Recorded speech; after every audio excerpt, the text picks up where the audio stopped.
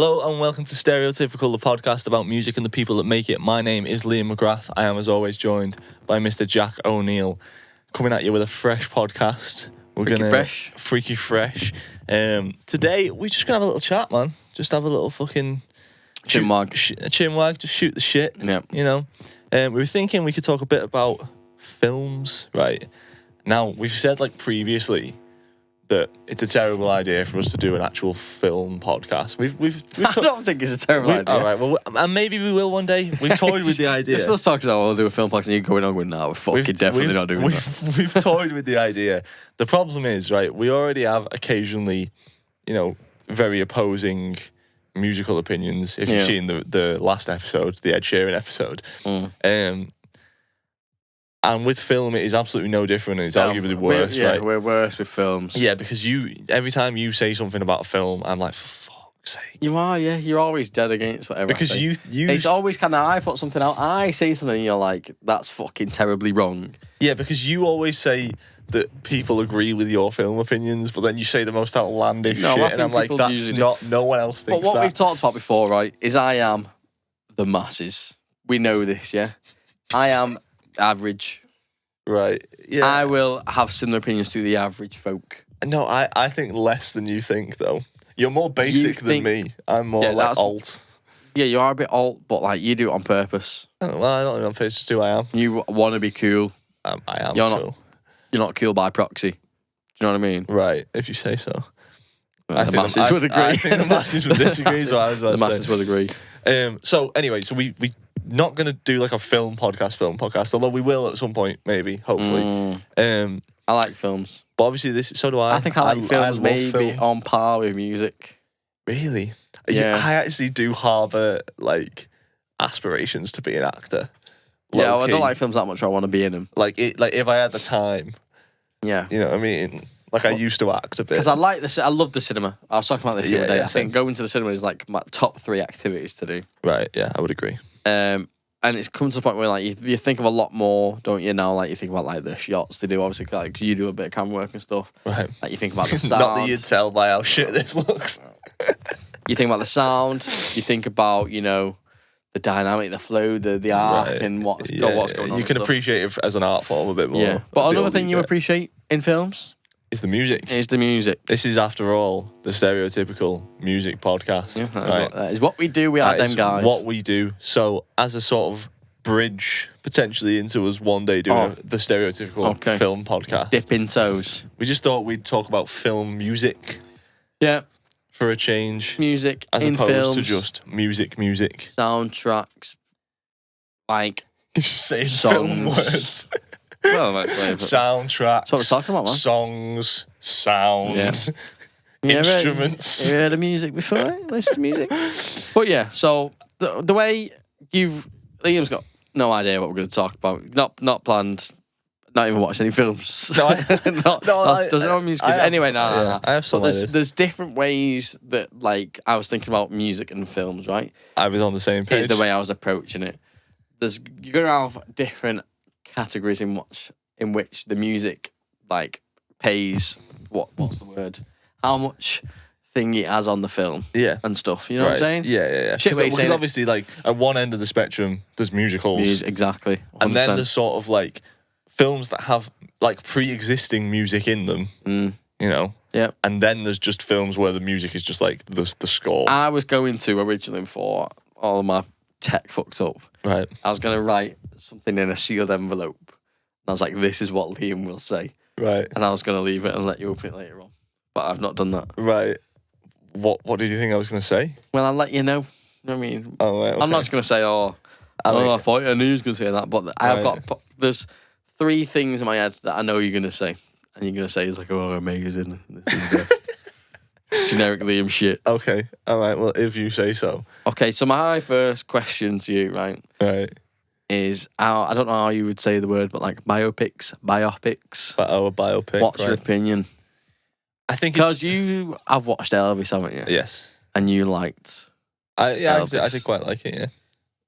But in the last podcast, you were talking about parodies and cringe and shit like that. Right. Yeah. And I think there's a bit of a juxtaposition between that and this. Like, you think that's shit right when they're trying to pay homage to stuff, as you were saying. Yeah.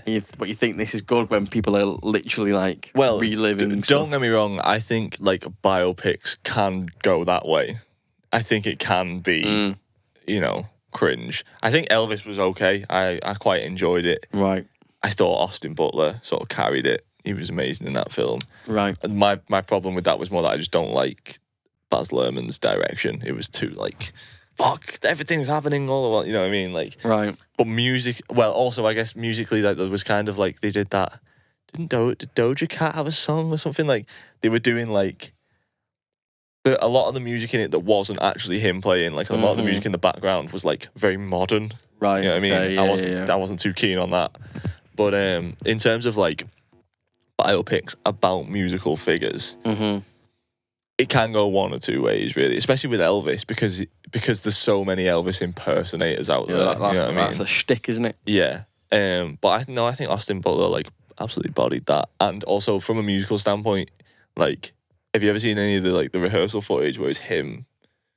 No, but I know that he learned to play the stuff and he was like getting the voice sorted and that sort of stuff. Like that was kind of like organic. I seen that. No, it's really good. Like I think because obviously I assume he was a guitarist beforehand, right? But he was ideal for that. But in the way he sort of worked with his voice, not just for the accent, but for like actually being able to sing it the way that Elvis sang it. Yeah, I'm not a fan. Did you not like Elvis? Didn't like Elvis. Didn't like Bohemian Rhapsody. See, I didn't watch Bohemian Rhapsody. This is what I was going to say when you first brought up biopics. It's like it's a trend at the minute, isn't it? Like it's a big thing. Yeah, they've just brought out the Bob Marley one. Yeah, and I've not really listened to Bob Marley much, but I would probably watch that. Yeah. I like films when it's like you expect something, don't you, from that sort of films, especially like with these musical people. Like with Elvis, you're going to expect a certain like few key points, a few key songs, and that sort of stuff. Yeah. And the same with like Bohemian Rhapsody, and like it's about Queen, and it's just the side by side, the story and the music in it. That's what you kind of want out of it. And I just think sometimes they'll go more story wise. Right. Obviously, shit happens to these people. They're real people. They have real lives. They had a lot of stuff going on. Yeah. And they were at the forefront of of the media at the times with these huge people. But like. Queen because of the music. Elvis because of the music. Yeah. Like, focus more on that. Right, yeah. You know what I mean? Yeah, but I what I would say is that, like, the music is there to listen to at any point, right? Whereas, like, I guess if you're making a biopic, you're trying to tell the story of the person behind the music. So it makes sense. But are people going, this is an Elvis film, I'm going to learn more about Elvis? Or they go, well, actually, I really love Elvis songs, I might like this film. I think so, yeah, because... more the first way? Yeah, because in my head, right, it's not like going to see a musical about... So, like, there's musicals about musical artists. Right. Where it's very much like the songs are the main thing. But if you go and see a biopic... It's a film about the artist, and you're going, okay, well, they're a musical artist, so there's going to be some of their music in there, but it's a film about the artist, not a film about the songs. Yeah, I don't know, man. So I guess it just depends what like you go into it with. But personally, I don't think people would go into it, or I don't think I don't think people should go into it being like, I can't wait to go hear all these Elvis songs. You know what I mean? Because it's like you're going. Like you can listen to Elvis songs, but you're going to watch a thing about Elvis or about whoever it is. So obviously the songs are going to be part of that. That's what I mean. But like, I just think the songs and the music would be like you just said, like the Doja Cat, like the modernisation of it and the times. Like it'd be more just involved and like more centric, I guess, to the person because that's the person that he is. He is this big musician, world famous. Goats in some conversations. Yeah, definitely. But again, I don't know. It's like you can just listen to the music, and I guess you want to see like what's going on with them that inspired the music. So like like the Beatles thing, Get Back, Disney Plus. Right. What's your thoughts on that? Yeah. All right. Yeah. I mean, you know what? Weirdly enough for me, I don't know if I finished it. It's long. a lot. It's long. a lot, it's very long. But that to but me I thought it was really interesting. more interesting. Well, yeah, because that is like, I guess from our point of view as like songwriters and like people who are actually like into making music, getting to see like the very raw behind the scenes of stuff like that interests us. And also, I suppose, even if you're not someone who makes music, but you're just a hardcore Beatles fan, getting to see these people in like a raw, vulnerable state when they're making shit. Yeah, I don't know. Like to the commoners that don't do music production, like not interested. Like what's The commoners? Yeah, the common people. Yeah, Common people. Nothing wrong with that. What did we watch the other day on YouTube? And it was a guy. It was a talk show host, and someone was on about harmonies or something. Oh, it was Billie Eilish. right. And he's like, "Oh wow, you sing that." Like he was dead intrigued by that sort of section of the music. Yeah, and well, yeah, and the cutting and like the comping like, and stuff. Yeah, it's weird, innit? And I get a bit like, do you not think that's magical to people that like not necessarily don't care but like don't understand? I don't know. It makes me cringe a little bit, and I know it shouldn't because like obviously they're not gonna know about stuff that we know about. Oh yeah, 100%. Like, but when like people are like, oh my god, such and such an artist does this, and it's like, that is a very standard part of the music making process. Yeah. I get, everyone does it. You know what I mean? Yeah, I get your point, but I just think that to more people who go to watch something musical, right? Like that sort of corner, of the film industry, that's what it's going into. Would be more interested in seeing like things that open the door a bit to the behind the scenes. Yeah. Just being more like musically incorporated stuff rather than just this is someone's life. Because I get it. I understand it completely, and I get why some people go and watch it because they want to learn more. But the people like already know that sort of stuff. Do you know what I mean? Are you watching this Elvis thing, knowing the key points in Elvis' life, and expecting scenes to come up about certain things? Well, I think it's more likely that people will just know the music and maybe the odd thing about them, but will be intrigued by learning more about the deeper things of their life. Yeah, because like Nowhere Boy. Right. That's a good film. Is it? I've not seen it, I think it's a good film. I don't know if you're... Well, from your opinions, I don't know if you're going to think it's cringy or not. Right, okay. But that's about John Lennon. Yeah. I'm familiar. What's the guy's name? Yeah, I know what you mean. But that's like a good, like, sort of behind, before thing. What is the guy's name? That's going to piss me off. Yeah. Aaron Taylor Johnson. Yes, okay. Like, I think that's good. That's a good film. Right. About music. Mm-hmm. I think that's done correctly. Okay. Great. I will watch it. There you go. Fabulous. Let's, just while we're on biopics. Yeah. A biopic that I saw recently that had great music in it. It's Oppenheimer. Did you see Oppenheimer? That's in Oppenheimer. Wasn't it incredible? No, I don't think it was incredible. This is what, ladies and gentlemen, this is what I mean. I don't think it was incredible. What about musically? Do you not appreciate how grand and epic and fucking insane the score was? What I think with scores and like that sort of genre and like Christopher Nolan films, like there's been better. There's been better scores than Oppenheimer. Yeah, I'm not saying it's the greatest score of all time. But I wasn't wowed. I don't think anything was like new and anything was like, oh, that really got me that bit and stuff. Right. I don't know. I don't think it was anything. But I'm a big fan of, just in general, Ludwig Göransson, who did that score. Has done, I think he did Tenet, and he did Black Panther and The Mandalorian and stuff like that. But that's different gravy. Like The Mandalorian is like very good score. Yeah. Very good music. Well, I wouldn't say it's any less or more good than the likes of an Oppenheimer. If anything, I'd say it's maybe more basic, but more specific to that niche of, because it's got like this weird like space western vibe going on. Yeah, I was kind of just thinking like it's like Star Wars universe, right? Yeah. Like if you're adding stuff to that, you're making like spin off, like additional series and whatnot. Like I think he's incorporated very well. Yeah, it was great. I think The Mandalorian would have been very different without that score. But I've always admired him because he is Childish Gambino's main guy that he works with, because back in the day when Donald Glover was on Community... Donald. when big Don Glover was on Community, Ludwig was doing the score for Community, so they sort of came up together. You know what I mean? Now Ludwig's doing all these like huge films. Yeah, the Redbone behind the scenes is obviously very good. Yes, yeah, and that shows just how much he knows just about music in general. Because obviously he goes into all these genres and yeah. Well, I think that's why he works. I think that's why he's such a good film composer. Is because he can do all this shit. You know, obviously because like that album's kind of like funkadelic-y, like soul shit. Yeah. But he's also done like Because of the Internet, which is like abstract hip hop. You know what I mean? So I admire that. But yeah, no, I thought Oppenheimer was fucking brilliant. I also liked, for Tenet. You see Tenet? I love Tenet. You're so weird. I think You're so weird. Really good. Tenet is one I can watch again and again and again and again. Really? Yeah, man.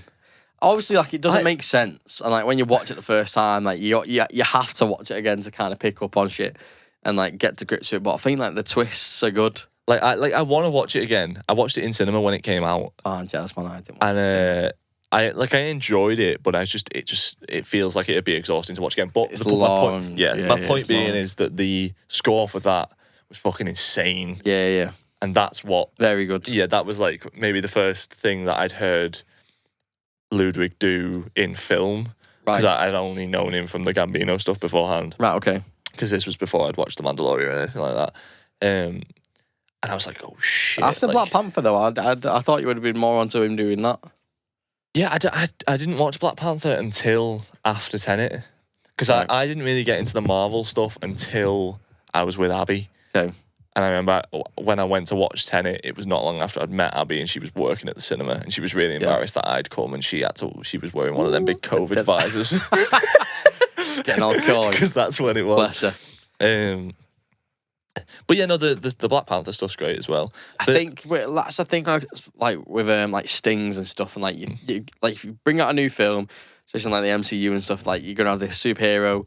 They've got to have their own like theming, their own sounds, and I think Black Panther was done very, very well. Black Panther definitely is one of the highlights of the MCU sound wise, and I think what happens a lot of the time with films like that is you just sort of get like generic epic music, you know what I mean? Yeah. Like with the exception of the likes of Black Panther, that it sort of goes in a different direction, uses a lot more interesting instrumentation, and obviously the actual Avengers films where the soundtrack is so iconic and so epic and so distinct, like you hear that and you instantly know what the fuck is going on. I like it. It also just makes like every time, this might be weird, but maybe you've got this actually because you went fairly recently. Whenever I hear the Avengers theme now, it just makes me feel like I'm in Disney. Right, okay. Just because being in the Avengers campus in Disneyland. The Avengers tune is a highlight of like cinematic music. Have you ever watched, I think the guy's name, I always get his name wrong, I think it's Chris Cornell. He's a YouTube guy. He's the guy that he got originally viral because he was doing that thing, where like Cardi B was talking and he was like playing the piano to it. Right, I'll show you him later. But he makes YouTube videos where he like looks into different. Yeah, he's like he sits at a piano. Yeah. I've seen the guy. But he has this running meme where like when he dissects like different film scores and stuff, he's like, that's just the Avengers theme. Like the Avengers theme can go into everything, you know what I mean? And I think maybe that's why it works so well, because it's like, it's kind of distinct, but it feels familiar. Like you hear it and you know it's epic at the same time, and that's what, like, to me, film scoring seems like really difficult because it's essentially like you're trying to sometimes evoke, but also just reinforce the emotion of whatever's going on in the film. Yeah. Because you could score something with a completely different tone. Why are you smiling at that? I'm thinking about what you're going to say next, and it might be one of the things that I thought he was going to say. You can score something. You can score the same scene with two completely different pieces of music, and it'll change the vibe. 100%, yeah. Right. So, like reoccurring themes throughout scores, yeah. Right.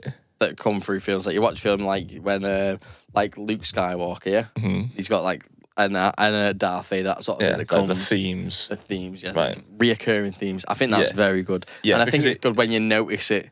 Like with I've watched The Rise of Skywalker. I know we're not getting into it. Okay. But at the end it's like Luke's theme when Rey's on Tatooine. Uh-huh. And that's good. I was like, the reinforcement of like the familiar stuff of what people watch is very good. Yeah, I like it when it's not the main theme for that person, but like say another scene is going on and just like ever so slightly you hear like rumblings of like this theme, and it's sort of like it's a little sonic way to tell you like, oh, like this means this and this is going to happen. You know what I mean? I think that's really clever. I think it's good when you notice it.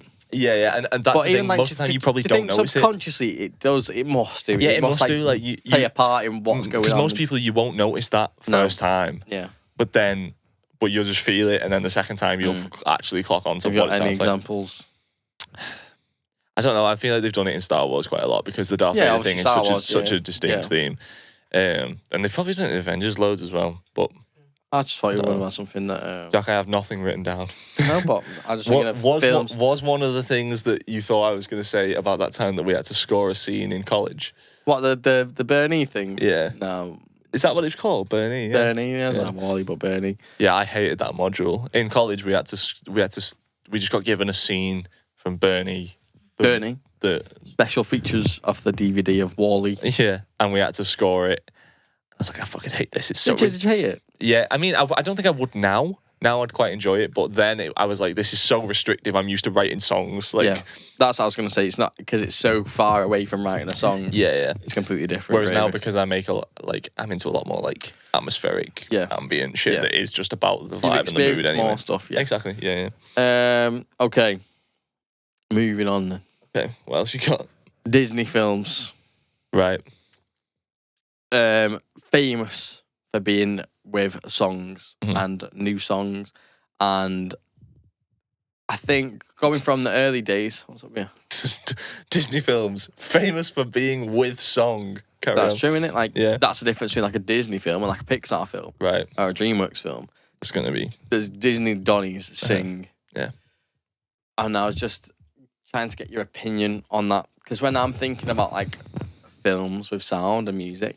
Like, that's going to be a forefront of a lot of people's, like, opinions and, like, what they're familiar with. Yeah. Because, like, in Disney, like you say, they have people going around and they're doing, like, these characters and they'll have their own songs and the people know. Right. Do you know what I mean? Not necessarily, like, even, like, from films. Yeah. Like, people just know all the Disney Parade song. Yeah. And they can go and listen to that at home. Yeah. And I do. Wow. Okay, so what I think about that is... And something that you should know about me is that I don't really watch a lot of Disney films at all. Right. But I do love Disney parks. Right. Right. I'm big on the parks. And I think what's great about the parks is that they're playing the music from all the films constantly, right? Yeah. And what's cool about that is that Disney films kind of... Because even if you haven't like actively watched a load of them, because they're so in the zeitgeist, the sound of them is almost like a soundtrack to what like the sense of like wonder feels like. Because it's so like that's just their thing, right? It is wonder. That's like the Disney brand. Yeah. Which in itself is an interesting thing because now like you can hear stuff that isn't Disney, but it does have that uplifting wonder thing and think. Oh, that's what wonder feels like because, like, Disney, right? But it's sick when you're in the parks, like I was saying with the Avengers thing, right? And you walk in and you instantly know that, like, oh shit, like, we're here. This is... Because it instills that same sense of, like, joy in you. It's almost like soundtracking your experience to being in a place, which is why the theming in Disney is so sick. Yeah, that's one thing I said last time with Ellie when we went at Christmas time. It's like, if they just had that sort of like music and that ambience playing in other places and like theme parks, it'd be so much better. Yeah, life would be so much nicer. Yeah, man. Well, just in general, the little soundtrack. Yeah, because you can't, like, I mean, maybe you can, but personally, I can't be in Disney and be mad. Like, I can't be mad at anything in Disney. Yeah. Because just the idea of being mad while, like, Disney music is playing in the background is just too hilarious. Like, Toy Story World, the off you. Yeah, exactly. Like, what are you gonna be pissed off about? Like the whole thing is that it's meant to be joyful and lighthearted, and the music like reinforces that, and like, it speaks to the power of music's ability to suggest how to feel, right? Because if you look at, and I think I might have said this before, but if you look at other art forms like cinema just as a visual medium or like literature or whatever, they are suggestive, right? Like you can empathize with characters and stuff and it suggests how you should feel. But music, just without words, just the pure form of music, can like instantly put you in a place, in a mood, without saying anything, without any context, without you having to empathize with a person. Yep. And that's like, that blows my mind. That's the magic, isn't it? That's the magic. Yeah, yeah. Like, how do you do that? Yeah. But like, it's so simple. Like, we've talked about this loads before. Like, in terms of like just chords. Yeah. How like one chord can do that to you, or like in a sequence of chords, you'll have this like mad third or mad fourth, and it'll take you somewhere else. Like, oh, yeah. That's why I like it when if we're making something and I just sort of sit you at a keyboard, because you will play in a way that I wouldn't do those chords. You know what I mean? Yeah. And like that puts me in a place as a listener. It's nice to be able to just listen to you doing a thing.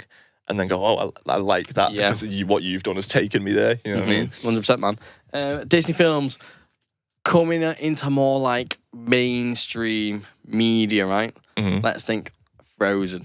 Right, yeah. I knew this was where it was going. Encanto. Right, yeah. Like, they sort of have this expectation now where they've gone from, you know, Snow White and Hi-Ho, yeah, to we're going to have something that's impactful enough to, after this film, this is it now. That's what's going forward, isn't it?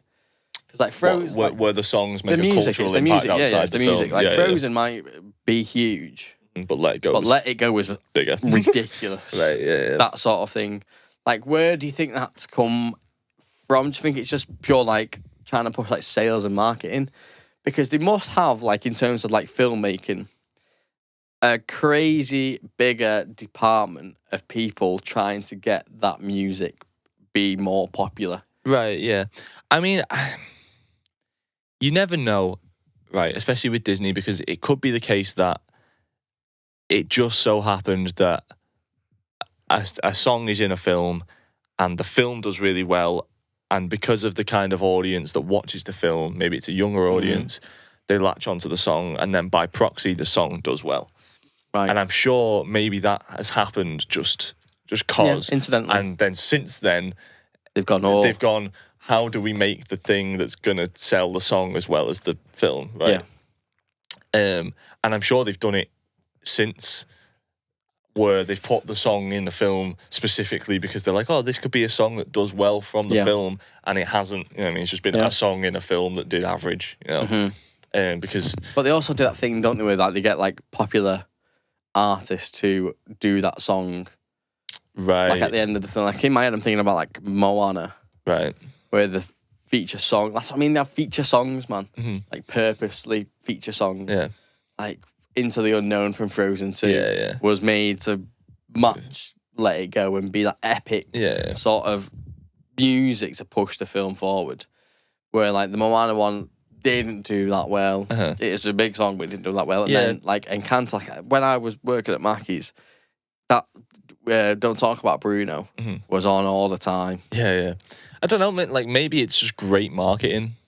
Well, that's what I mean. Do you think they've gone in like a separate way of like film making in terms of like that sort of genre? I don't know. I guess it depends on, because you've got like what I was thinking about is like, how do you come up with like Disney films, right? I coming up with concepts like this, like the new Elemental film, right? How are they coming up with that? I think Fire and Water don't mix together. You know what? Yeah, we'll make it. That's a good film. We'll make a film about that. It also depends on, I guess, like how much input you're thinking Disney actually has, because like something like, because isn't Encanto dude's name, man, the Hamilton dude, Lin-Manuel Miranda. Yeah. No. Lin-Manuel Miranda, wasn't that him? He did the music, yeah. Right. So that's more of a, but like... is that coming off the back of like Hamilton? Yeah, how probably, big fucking Hamilton is? Yeah, because he's like the guy, he's like the musical theatre guy, you know what I mean? Yeah. So they'll be like, did he just do the music, or is it not did he not have anything to do with like the writing or the... I don't think so. Yeah, if they've just got him in for the music, then I guess it's just good. It's a good, like, oh, he's the it guy. We think he'd do well in this context. Stop getting distracted by your phone, man. You're so shit. He's the it guy. He'll do well in this context. Let's see what he comes up with, because he's probably going to write a hit, you know, and he did. But I'm sure they push the marketing on it. But I don't necessarily think that's a bad thing. It's good business. It's good marketing. I'm not saying and it's also, a bad thing. I'm just saying it's changed the way. If the song works in the film really well, yeah, that's the most important thing. Yeah. So let's say, for example, like we're thinking, right, we're gonna write like an animated film, like, right? And we're like, right. I think the first thing we'd think about is we'd think of storyline, right? This is like point A, point B, point C. This is where we're going. Right. What song? I think you got to have a song. Yeah. We're gonna say non-negotiable. We're going to have a song. I've never seen Frozen all the way through. Okay. I've just seen bits. Is there more than one song? Yeah. Right, so they have soundtracks. The films, right, yeah, so they're just musicals, right? That's what I mean. That's what Disney films are. They come with music, and that's what separates them from like the other animated stuff. I don't know. I don't know how you go about writing musicals, and I don't know maybe if you would put emphasis on like this song is going to be the song, or if it's just like let's write the musical and do the songs as if we were just writing the songs, and then probably one of them is going to be the song because that's the way it always seems to work with musicals. Yeah. But I don't know. Are you a big musicals guy? I like musicals in general. Yeah, I like musicals. What's your my favourite musical is a pretty niche. Right. It's called Heathcliff. Right. It stars Cliff Richard from, I don't know when it is, the 90s maybe. Right. And it's Wuthering Heights. Yeah, yeah. I've never read the book. Right. But I know that's what it's from because he is the male.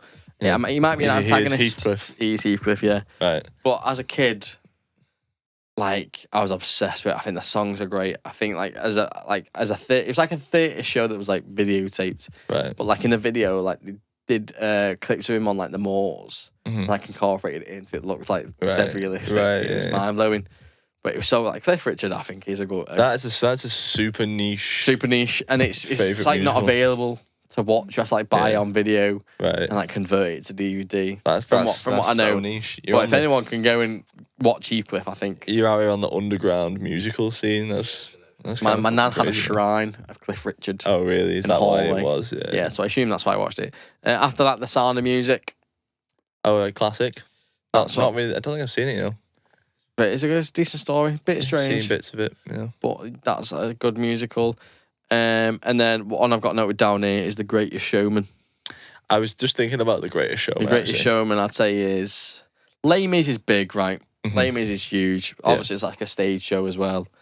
But it's obviously got a big movie. Hugh Jackman did great. He's also in The Greatest Showman. Huge Jackman. Huge Jackman. Yeah. Huge jacked man. But yeah, The Greatest Showman. I was. I think I was like you when it first came out. Like I was like, I'm not watching this shit. Yeah, because I never used to really appreciate musicals. Yeah. Until I started working in theatre. Yeah. I was like, I'm not watching it. And then my mum was like, oh, if you watch it, I'll make you tea. Watch this or you'll starve, boy. And I was like, yeah. So I was like, I'll come now and I'll watch it. And it was so emotional. It got me, man. Hook, line, and sinker. I was in. I like The Greatest Showman, right? And I like the music in it. Mm-hmm. And I like the actors. You know, Zac Efron, my boy. His storyline with Zendaya, really nice, really touching. But I just think that like the main Hugh Jackman storyline just is a bit shit. I don't think it's a bit shit. I think it's like for the time it's set. You know, he wanted this big thing. And I think it's good. Like, you know, with his missus, he obviously goes to some beef with her. Yeah, I just think that whole thing where like that other woman like kisses him on the stage. Yeah, and then like his wife sees it in the paper or whatever, and it's just like, yeah, I don't know. It's just all a bit weird for me. No, I think it's very normal. It doesn't quite work. I think it happens in like a lot of film stuff. The one that comes to my mind, I don't know why, but there's a film called Goal. It's about a footballer, obviously, and he plays for. In the first one, he gets to play for Newcastle, and the second one he plays for Madrid, right? Right. And he gets big, huge in Spain, and like there's this reporter who's like dead famous, you know what I mean, dead good looking, and she gets on to him, and obviously his missus is back in Newcastle, right? And she starts seeing it in the media and stuff. But I think that would be like a dead normalised thing. I think that's common. I think that would happen. Yeah, maybe it would. I don't know. I just think the way the storyline plays out isn't done very well. Anyway, this is beyond the point. But the music, musically, yeah. As a musical, the songs are really good. Yeah, this is when I was like, we were just talking about Disney. Like, I think The Greatest Showman was like more organic in terms of like songs and songwriting. Yeah, I agree. you know what I always think is dead interesting with musicals like that is like listening to the soundtrack like with headphones on. Yeah. And being like, this is just like, it just sounds so different to how like music sounds like in a from like a mix and production standpoint. Yeah. I always find it really interesting because I'm like, this is just like oh, that's just why weird, would you do that? Like weird choices are being made, you know what I mean? But it still works in the film because it's accompanying something, so it doesn't really, not that it doesn't matter, but it just like works in that context. Yeah, because you're taking it away, aren't you? You're taking like half of the story away from it.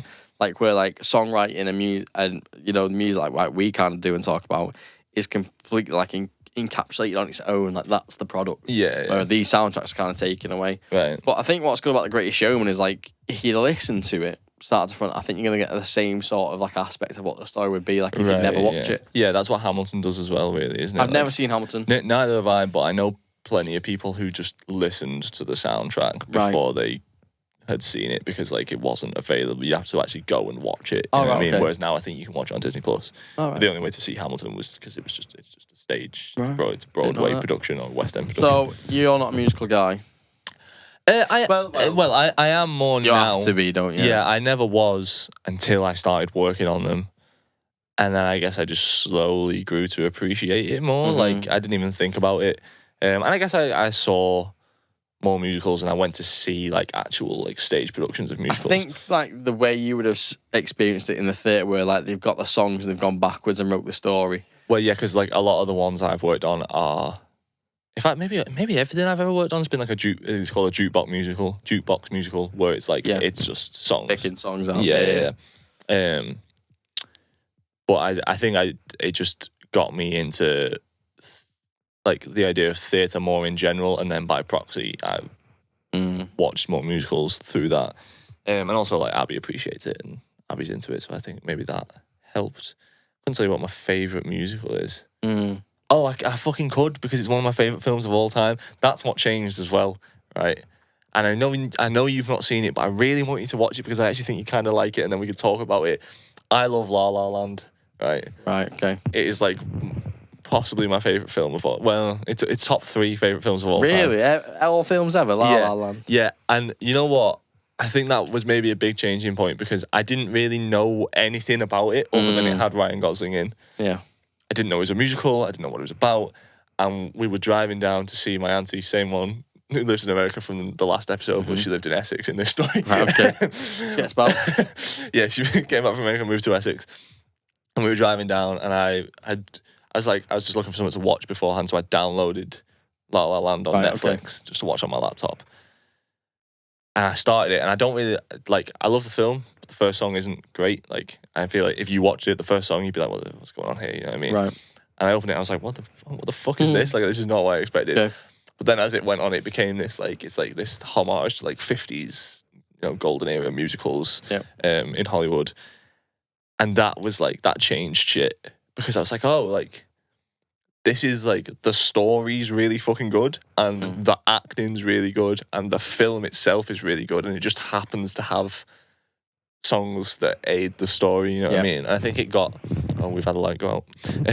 I think it got flack at the time because Emma Stone and Ryan Gosling are actors that hadn't necessarily done much, like, music stuff before. Yeah. I think Emma Stone was actually in somewhere on the West End, though, or Broadway, and Ryan Gosling used to be in a band. So they had, but people were like, oh, yeah, but you should cast, like, musical theatre actors. And it's like, I'm sorry, I really hate that point because it's like, this is a film, though. So, like, cast the best film actors that can also do the other stuff. And, like, Ryan Gosling and Emma Stone are 2 of the best film actors of that generation. Right. So they're going to do 10 times better behind, like, on the other side of a camera than someone who's used to doing plays and musicals on a stage because it's a different art form, you know what I mean? But anyway, you should watch that. We should talk about it. I will. I'll probably watch it. I'll give it a go. It's just like, I think, because I know the store, I don't know anything about it, but what I assume the story will be doesn't really interest me. I think it probably will once you watch it because... Like I said, I didn't want to watch The Greatest Showman before that, and that was the only CD that I've got in my car. Well, exactly. You should watch it. And I think you'd also appreciate it just from a musical standpoint because it does have this, like, nostalgic quality to it because it is paying homage to all these like old-timey musicals. Right. And it's also about like being, it's about like, you know, like he's a musician and she's an actress in it. You know what I mean? Like it's about trying to make your dreams work. You know what I mean? Yeah. I see you've got Interstellar written on that list. Interstellar's off my list. Right. Wasn't going to get to that straight away. Okay. I was going to go into more of one thing I'm surprised we haven't talked about yet that would have been on my list of things is... Should we say it at the same time? No, you say it. You say Baby Driver. Baby Driver. Yeah. Baby Driver was on my list. Yeah. Because I know you like Baby Driver? Not seen it.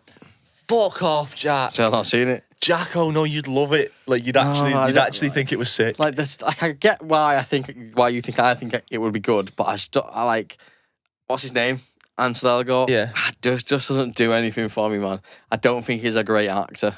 He doesn't have to in this film. There's not a lot going on with him. You know, like it's more. But like, you know, when I see him with the glasses and the earphone, I'm like, oh, just doesn't do it Jack, for me. like you like. Just don't think you I'd be really interested. should. Like we should sit down at some point and watch it together. All right. Because the use of music, like this is what I was mentioning at the start, where like it's obviously all like pre-existing music. Yeah, different gravy. The use of music is like no other. Like the action scenes are choreographed to the music. Everything is in time with the music. The shot transitions are in time with the music. Everything is centered Like around. Shaun of the Dead in the Winchester. Yes. Yeah, very much. That's probably where, you know, early versions of the idea started because it's the same director. Is it? Yeah. Edgar Wright wrote and directed Really? I like Baby him. Driver. Yeah, well, are you sure he's great? And so is Baby Driver. I've just never intrigued me, man. Because essentially, like, a lot of the music in it is he's listening to it at the time. Yeah. So it's kind of like an insight into his head. Plus, it's just got all these like old songs that you wouldn't necessarily clock onto outside of the film. Yeah. It's like put me onto some good tunes. Yeah, so the link I've got to that is like Guardians of the Galaxy. Yeah. Like that's the closest thing I could think of where they've done it really well. And especially through like the 3 films and like the 3 decades they've gone through. Right. Like the soundtracks to the Guardian films are very good. Yeah. Good songs that would have been popular, but you might not have known about, like for us or our generation, that have now like gone further on through the films. Yeah. Into the Spider-Verse. You know what? I wouldn't have necessarily thought about Into the Spider-Verse from a musical standpoint. I like great film. Yeah. So is Across the Spider-Verse. Like animation wise. Yeah. Fucking mind blowing. I saw Across the Spider-Verse in the cinema. And Did you not watch the first one in the cinema? No. I got onto it later.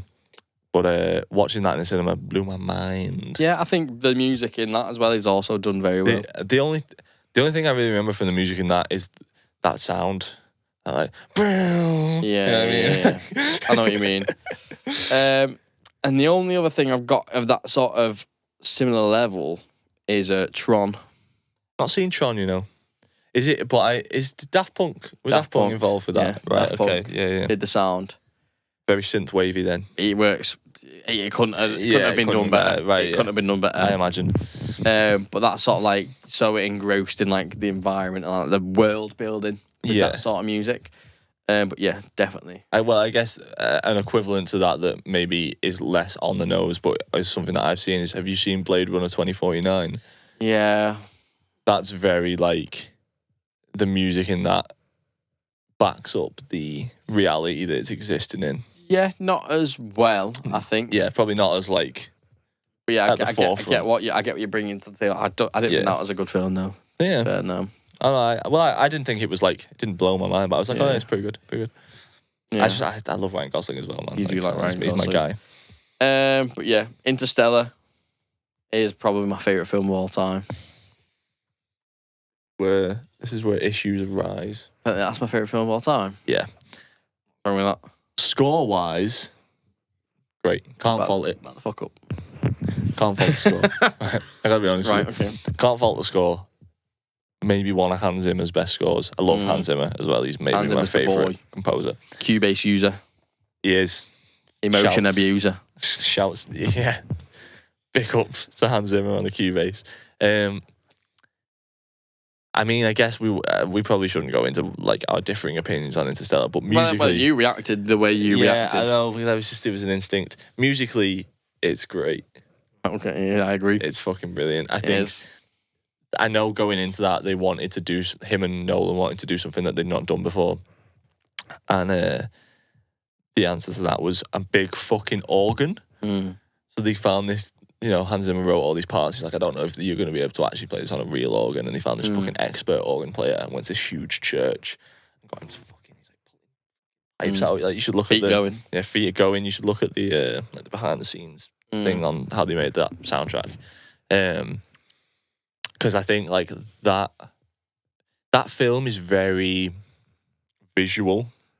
Right. Visually, it's massive. I would have loved to have seen that at the cinema, but I haven't. And just tangent, it's on sometimes. I know. Well, I'd love to go. Cinemas should do that more often. I love it when cinemas play older films. Yeah. But yeah, it's a very like visually stunning film, and I think the music enhances that to a whole nother level. Like the docking scene, when they spin that, like almost drove me to tears when I first saw that, just because of how insanely like epic it is. Yeah. Both visually and like that music really reinforces it. You should listen to.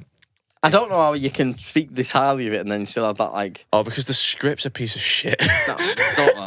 The script. It's a good story. It's a good story. It's so. I mean, the story isn't necessarily too awful, but I just think like the dialogue isn't great and it's like overly expositional. And everything Anne Hathaway's character says is stupid, and but we'll focus on the music. Okay. What I was gonna say is there's a really good, I assume it's on Spotify and stuff,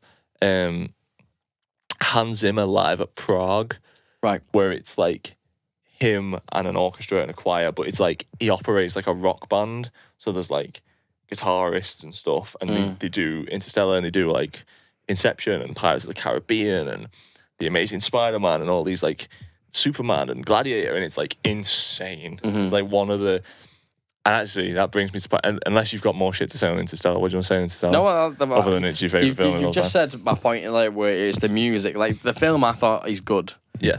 But the music is what pushed it, and I think I was like plays and you're like that scene, the docking scene, like towards the end where they're in that separate dimension, that sort of score that's playing around that time also. Like the time, the ticking, that sort of stuff. Yeah. That music that's put you through, and it's like that's a year. Like it's just clever. Yeah, it is. And that's what I like about it. Yeah, I think the pairing of Christopher Nolan and Hans Zimmer work. That's like, a goat combination. That is a goat combination. But yeah, what I was gonna say about Hans Zimmer is Pirates of the Caribbean. Yeah. Are you a fan of the Pirates movies? Oh fucking hell! Just written there, just underneath Interstellar. Fair one. The Pirates films. Kind of, yeah. I can give it or take them. I can fall asleep during them. Oh, right, okay. That's not what I wanted to hear. Do you know what I mean? First three, I'm one of them, like, in my mind, there's only 3 Pirates of the Caribbean films. Right, okay. And only 6 Star Wars. Okay, well, wrong, but the music is what gets me about the Pirates of the Caribbean. Yeah. Yeah, like that Epic, that tune. Iconic. I heard the song before I watched the film. Oh, did you? Yeah, I was in maths class in year 10. Right, okay. Some girl had an iPod, so fucking give me one of them. Listen to it. Pirates of the Caribbean. I said, well, what is this? What is this? Absolutely she shanty on the seashore. But yeah, I got me in. What was this from? Pirates of the Caribbean. Yeah, so, it's like... Give it a whirl. It's so ingrained in my, like, childhood that, like, I can't not get excited when I hear it. You know what I mean? And I did the rides at Disney. Yeah, the rides at Disney help as well. But like I was saying, that Hans Zimmer live thing, there's like a 10-minute Pirates of the Caribbean medley. Yeah. And oh my, I cry, man. It's like, it's so powerful though. Yeah, like, man. It's crazy. I feel like you can sing that song, like no words, but you know what I mean? Yeah, like, you can do the tune. Like during like a night out, do you know what I mean?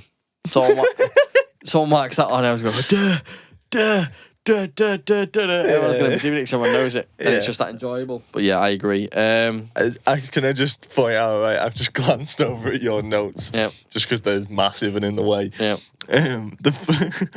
He's got two lists, really. Sections. Two sections. Top of the second section just says Over the Hedge. Have you seen Over the Hedge? Years ago, yeah. Is the soundtrack particularly awesome? It's unreal, mate. Is it? It's unreal, yeah. Maybe I need to rewatch Over the Hedge. I think Over the Hedge's soundtrack is better than, like, Toy Story. Right, okay. That's how high I appreciate Crazy Over the Hedge. shouts. No, I'd have to. I'd have to go back and listen, man. It's been a long time. I think this was like, you know, instead of music called Pirates of the Caribbean, The Lion King, Elton John. Right. Crazy soundtrack. Part of our childhood again. Two huge hits from The Lion King. And then The Greatest Showman. That's like the films with the music, and then this was kind of like music from the films. Right. Do you know what I mean? So you're talking Over the Hedge. I've not seen Requiem for a Dream, although you have mentioned it on the pod before. Very good film. Yeah. Jared Leto? Jared Leto. Your boy. It's got a reoccurring, like the song fits so well for it though. I can't even tell you what it is. Right. I don't even know what it's called, but it goes through it all the time. And it's such like a mad film. It needs a mad song to go with it. Yeah. And I always remember that's that song from that film.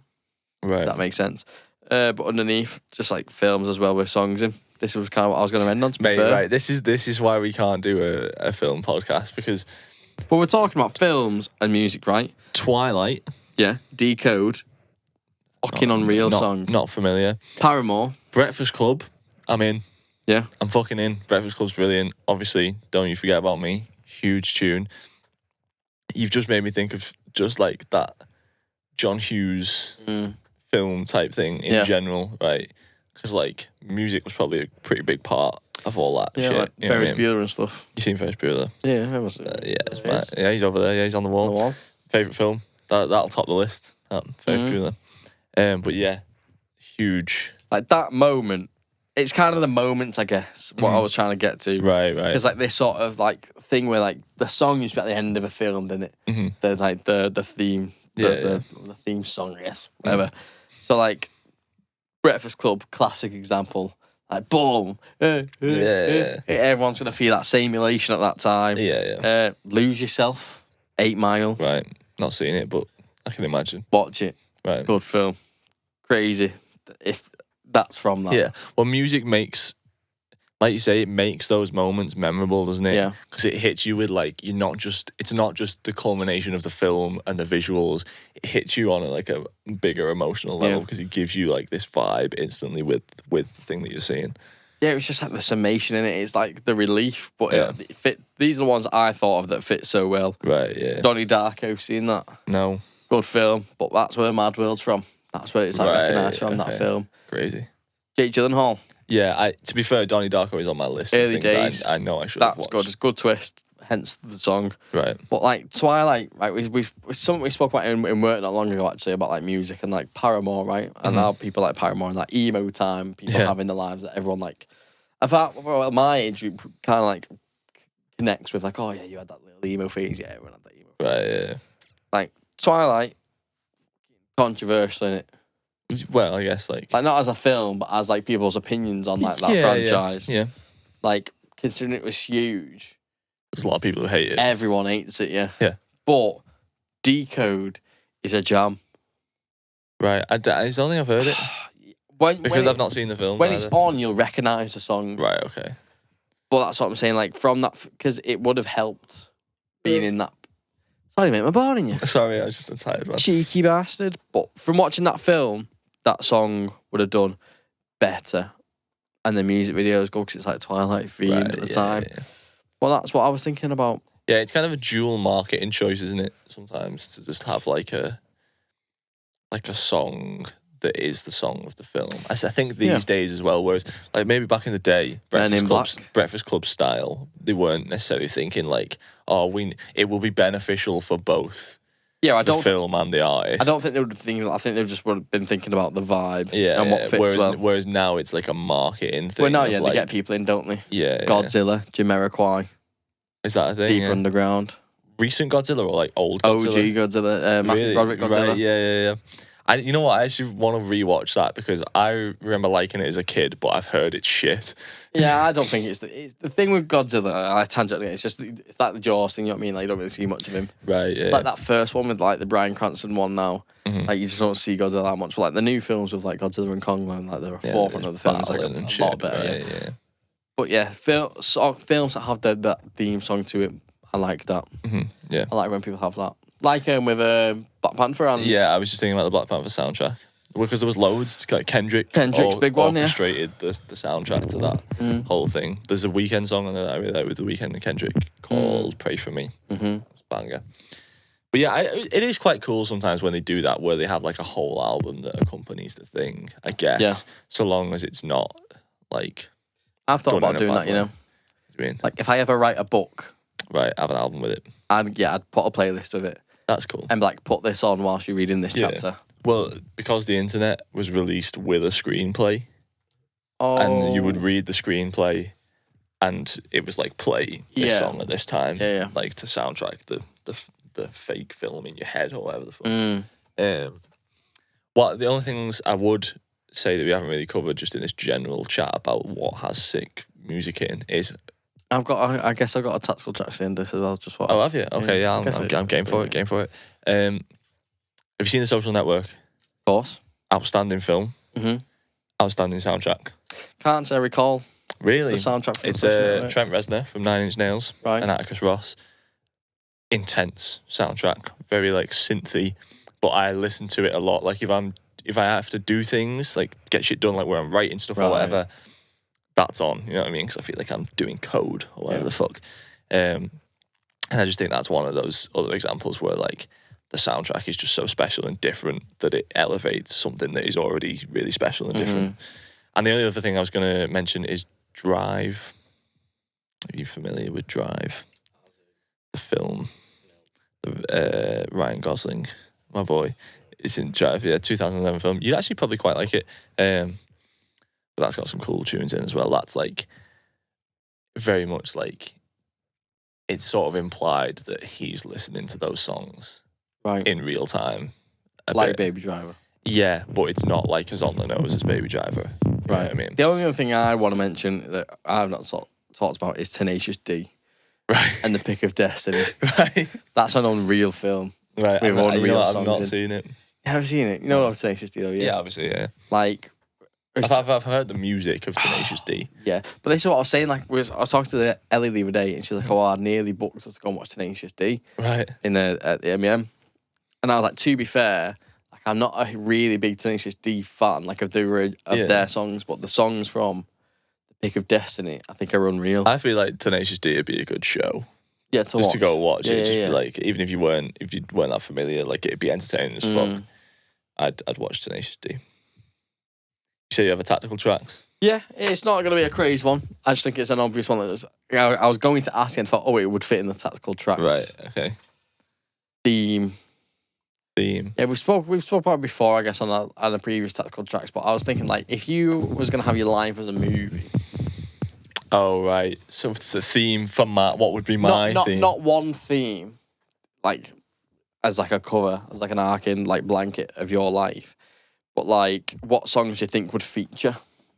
From films or just in general? No, not from films, like in your film. Oh, right, okay, right.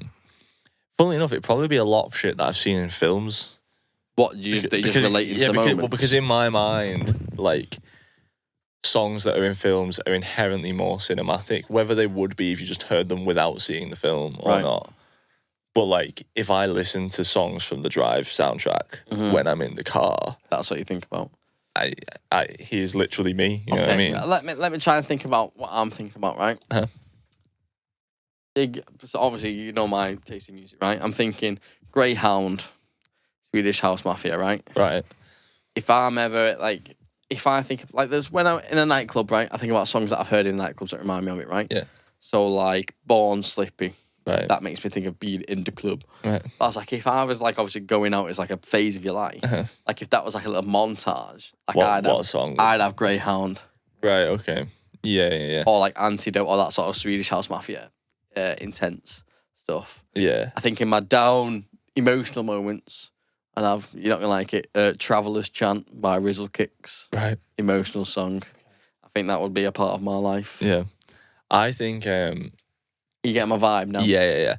Well, a big part of my life was when I first got a car, because, like, for the first, like, year or two of having a car, I was seemingly always in the fucking car.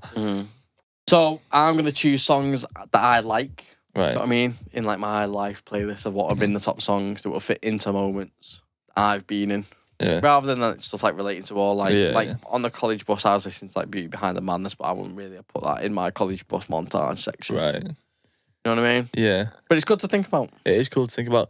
Maybe we should do we should make like a Spotify playlist just for the people, for if anyone wants to listen to it. You know what I mean? Of like the soundtracks to our fucking moments.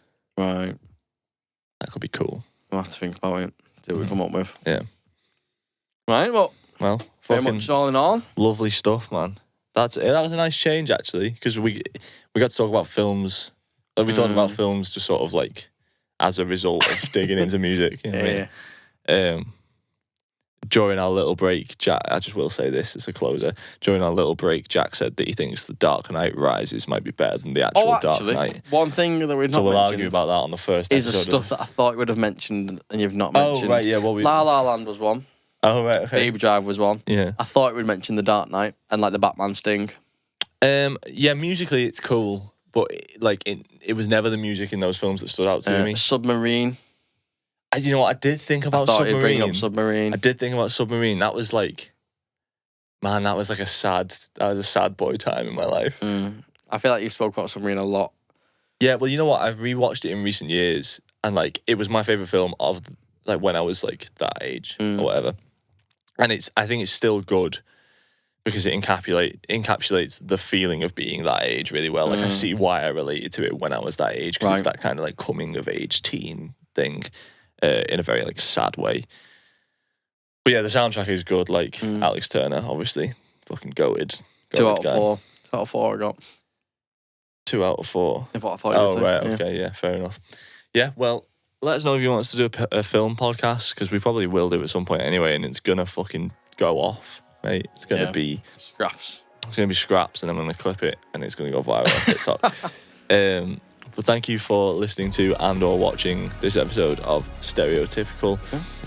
All the links to our social media, our Instagram and TikTok, are going to be below this episode. So if you want to see this, but in 30 seconds chunks, head over there. I'm sure you'll love it. Until next time, peace. You wanna know, does my life still sound the same? I'm letting go.